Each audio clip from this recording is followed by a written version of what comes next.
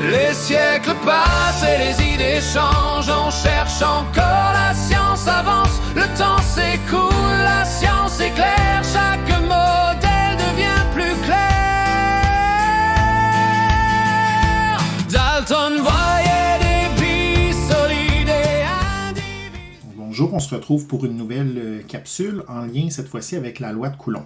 Donc je vous fais un petit rappel, on a parlé du champ électrique, donc une région alentour d'un objet chargé dans laquelle il peut y avoir des interactions avec un autre objet qui est chargé.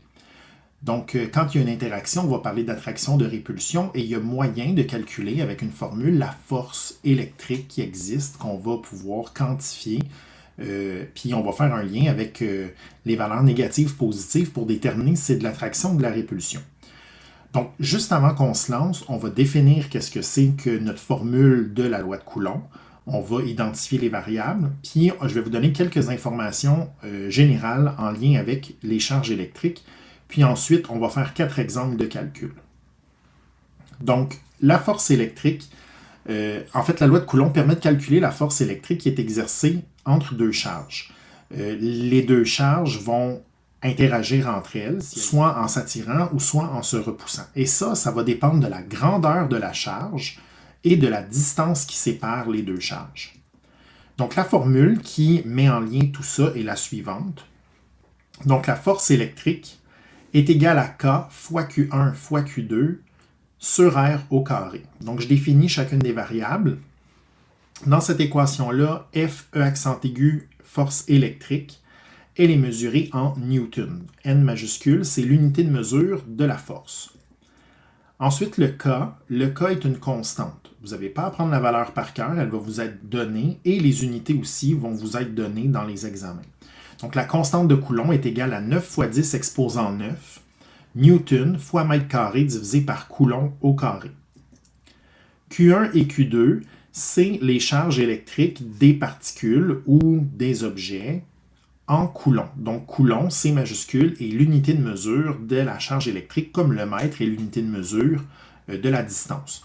Ici, j'ai décidé d'appeler Q1 et Q2, mais vous allez voir que dans certains exemples, on va contextualiser ça en fonction des noms qu'on donne aux charges. Si par exemple, je dis balle A, balle B, mais on va pouvoir dire QA et QB. Q minuscule, c'est pas un 9, c'est bien un Q pour symboliser la charge. Et finalement, R est pour la distance qu'il y a entre les deux particules et on mesure cette distance-là en mètres. Évidemment, on va pouvoir vous donner des distances dans d'autres unités de mesure de longueur et vous allez devoir faire la conversion pour les ramener en mètres avant de faire vos calculs. Quelques informations maintenant en lien avec les charges, les particules électriques. De façon générale, quand on va faire un calcul, si la force qu'on obtient a une valeur positive, ça veut dire qu'il s'agit d'une force de répulsion. Là, vous allez voir, j'ai plusieurs couleurs. Les couleurs veulent pas... Il n'y a pas de code en tant que tel de couleur, là. C'est juste pour distinguer les différents éléments.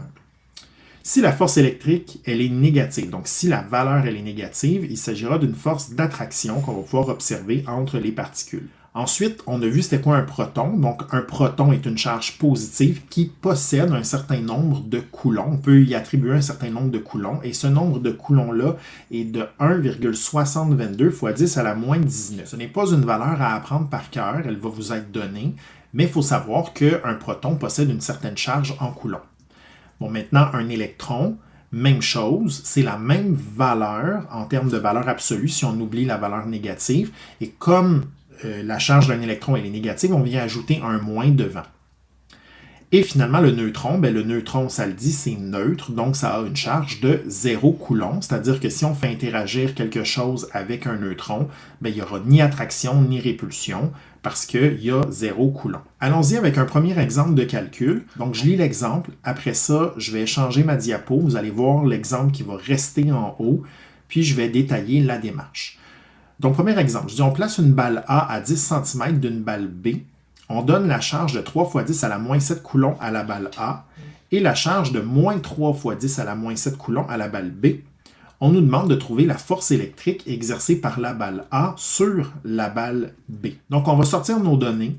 On nous demande de trouver la force électrique, je ne sais pas combien, en newton. Je connais la constante de Coulomb. elle est donnée aux examens, 9 fois 10 exposant 9, Newton fois mètre carré divisé par Coulomb au carré. Les charges, maintenant, je les ai appelées QA et QB, parce que j'ai la balle A et la balle B. Donc, en termes de charge, ils ont la même valeur, sauf qu'il y en a une qui est négative. Donc, j'ai mis QB comme étant négative, c'est ce qu'on me donnait dans le problème. J'ai la distance, 10 cm, mais attention, on doit convertir en mètres, donc on divise par 100. Ça nous donne 0,1 mètre. Après ça, je sors ma formule, qui est donnée encore une fois aux examens. J'ai contextualisé ma formule en appelant QA et QB à place de Q1 et Q2. Et là, ce qui me reste à faire, c'est de mettre les valeurs dans la formule pour trouver ma réponse.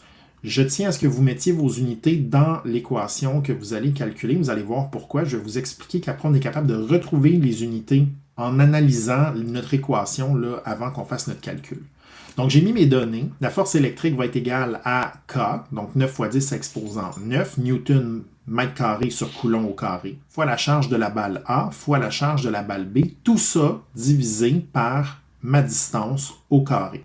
Donc, attention, là, je ne voulais pas écrire mètre au carré, mais c'est bien la distance 0,1 qui est au carré. Si on calcule tout ça, on arrive avec une force négative de 0,081 Newton. La force, elle est négative, ça veut dire quoi? Ça veut dire qu'on a une force d'attraction. Et c'est normal, parce que si on revient au départ, on a deux charges qui ont des signes contraires. Donc, les contraires s'attirent.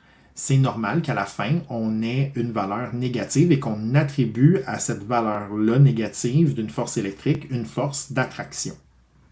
Maintenant, pour ce qui est de la gestion des unités, ici, on voit qu'on a mètre carré en bas. Ça va venir annuler les mètres carrés qu'on a en haut ici. Pour Coulomb au carré, ici, on voit qu'on a une division. Donc ici, la division va venir annuler un premier Coulomb ici et un deuxième Coulomb là. Et tout ce qui va nous rester comme unité, c'est les newtons ici. Et ça nous permet de retrouver les unités de mesure de notre force électrique. Un deuxième exemple. Donc on nous dit si la balle B est remplacée par une balle D, on fait référence à l'exemple 1, de charge de 1 fois 10 à la moins 7 coulombs, quelle sera la force électrique de A sur la nouvelle balle D si, et là on va avoir deux cas de figure. La première chose, si la distance entre les deux balles reste la même. Ça veut dire que si on a encore une distance de 10 cm. Et la deuxième chose, si la distance diminue de moitié. Donc, on va voir ce qui va se passer. Donc, si j'ai mis en rouge ce que je vais faire pour le calcul A et je vais avoir mis en rose le calcul B. Donc, je fais ma démarche pour la partie A. Donc, je cherche la force électrique. Je connais la constante, je connais la charge de la balle A qui n'a pas changé. Je connais maintenant la charge de la balle D parce qu'on l'a remplacée. On a remplacé la B pour la D plutôt. Ce qu'on peut observer ici, c'est que la charge D, elle est 3 fois plus petite que la charge A. On avait 3 fois 10 à la moins 7 et là j'ai 1 fois 10 à la moins 7. Et ma distance reste de 10 cm, donc 0,1 m. Et là, je vais prendre ma formule, je vais mettre à l'intérieur de ma formule mes données et je vais faire mon calcul. Encore une fois, ici, faites attention, c'est 0,1 qui est au carré et ce n'est pas les unités mètres carrés ici. J'aurais dû mettre des parenthèses pour que ce soit plus clair. Si on fait le calcul, on arrive avec la valeur suivante, 0,027 newton. Maintenant, la question qu'on pourrait se poser, est-ce que c'est une force d'attraction ou de répulsion? Si on retourne à nos charges, on voit qu'on a deux charges qui ont le même signe, donc plus vont se repousser. Donc c'est pour ça qu'ici, à la fin, on a dit qu'une valeur positive, une force avec une valeur positive, c'est une force de répulsion. L'autre chose qu'on peut observer, c'est que si on compare, ici, on avait une charge 3 fois moins grande. La charge de la balle D, elle est 3 fois plus petite que celle qu'on avait, donc la balle B. Et au départ, on avait un résultat de 0,081 à l'exemple précédent. Et ici, on a 0,027. Donc, si la charge de la balle, elle est 3 fois plus petite, mais la force électrique aussi sera 3 fois plus petite. Donc, c'est directement proportionnel. Donc, maintenant, pour le B, je cherche toujours ma force en newton. Mais cette fois-ci, il y aura un changement en lien avec la distance. Donc, j'ai les mêmes données. Cette fois-ci, je remplace ma distance par la moitié de ce que j'avais, donc 0,05 mètres. Et là, on pourrait se poser comme question, si ma distance diminue de moitié, donc ça veut dire que j'ai deux billes, je les ai rapprochées, la distance qui les sépare est plus petite. Est-ce que la force va être plus grande ou plus petite? Logiquement, si les balles, les billes se rapprochent, ben, la force va être de plus en plus importante parce que leur champ électrique se rapproche, donc en fait, le champ est plus en interaction avec le champ de l'autre balle. Maintenant, combien de fois plus grand? Est-ce que ça va être 2 fois? Est-ce que ça va être autre chose? On va observer ça en faisant notre calcul. Donc, j'ai la même formule et là, je remplace mes données dans mon équation. La distance va changer. Encore une fois, c'est 0,5 qui doit être au carré. Et j'obtiens une force de 0,108 newton. Alors, si on compare, par exemple, si on divisait 0,108 newton divisé par 0,027, on verrait qu'on a un facteur de 4. Donc, en diminuant la distance, donc en rapprochant les deux billes, en diminuant de moitié, on a une force 4 fois plus grande. Pourquoi? Bien parce que dans notre formule, notre distance est au carré. Donc oui, on diminue de moitié, mais ça, c'est à la 2. Donc ça nous donne un facteur de 4. Maintenant, troisième exemple. Quelle doit être la distance entre deux billes de même charge? Donc on a deux billes qui ont 5 fois 10 à la moins 6 coulombs pour que la force de répulsion soit de 5 newtons. Je sors mes données. Donc là, 5 newtons, la constante de Coulomb reste la même. J'ai mes deux billes qui ont la même charge. Et finalement, je cherche la distance. Mon équation qui est donnée aux examens est celle-ci, mais là, je vais devoir l'isoler, la modifier pour trouver seulement que R. La formule isolée ressemble à ceci. Et là, vous allez devoir vous pratiquer à isoler les formules. Donc, la distance est égale à la racine carrée de K fois Q1 fois Q2, tout ça divisé par la force électrique. Donc, bien important, votre racine carrée, il faut qu'elle descende jusqu'en bas ici de votre fraction, qu'elle remonte jusqu'en haut de votre fraction et que vous l'étirez jusqu'à la fin de votre équation. Parce que là, une racine carrée trop courte, trop petite, ça peut porter à confusion. Maintenant, si je mets mes données, ça va ressembler à ça. Donc, ma distance va être égale à la racine carrée. Donc là, j'ai fait une très grande racine pour englober tout mon calcul. Donc, à ma constante, 9 fois 10 exposant 9, fois la première charge, fois la deuxième charge, tout ça divisé par 5 newtons, et j'obtiens une distance de 0,2121 arrondi à 4 chiffres après la virgule. Ça, c'est en mètres. Autrement dit, à peu près une vingtaine de centimètres. Dernier exemple, donc on va reprendre ce qu'on a fait à l'exemple 3. On dit on a modifié la charge d'une des deux billes de l'exemple 3. La force est maintenant de moins 12,3 newtons. Quelle est la nouvelle charge de la bille si la distance reste la même? Donc, on a calculé la distance au numéro précédent, elle reste la même, et là, on va devoir trouver la charge d'une des billes qui a été changée. Donc, j'ai sorti mes données. La force électrique, elle est nouvelle, on me la donne, moins 12,3 newtons. Ça veut dire que c'est une force d'attraction. La valeur, elle est négative. La constante de Coulomb reste la même.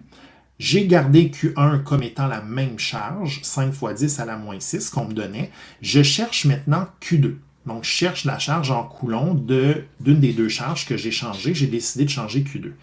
Et R, ma distance, reste la même, c'est-à-dire celle que j'ai calculée au numéro précédent, 0,2121 mètres. Ma formule qui est donnée à l'examen, je l'isole pour trouver Q2. Donc, Q2 va être égal à la force électrique fois la distance au carré, divisé par K fois Q1. Maintenant, je mets mes données. Moins 12,3 newtons fois, ici je l'ai bien écrit, 0,2121 mètres au carré. Tout ça divisé par 9 fois 10 à la 9 fois 5 fois 10 à la moins 6 coulombs. Donc, ce que ça me donne, la charge 2 me donne moins 1,23 fois 10 à la moins 5 coulombs. Donc, ici, j'ai 1,23, c'est un beau chiffre. Pourquoi? Parce que je n'ai pas utilisé le 0,2121. J'ai utilisé ma réponse complète, ma réponse du numéro précédent, pas arrondie, et ça m'a donné un beau chiffre comme celui-là. Si on a pris 0,2121 pour faire notre calcul, eh bien ici, on va avoir une valeur qui se ressemble, qui arrive très très proche, mais qui ne sera pas identique à celle-là. Donc, ça termine les 4 exemples. Ça termine ce que j'avais à vous dire sur la loi de Coulomb. On se retrouve dans une prochaine capsule pour un autre sujet. Les siècles passent et les idées changent. On cherche encore, la science avance. Le temps s'écoule.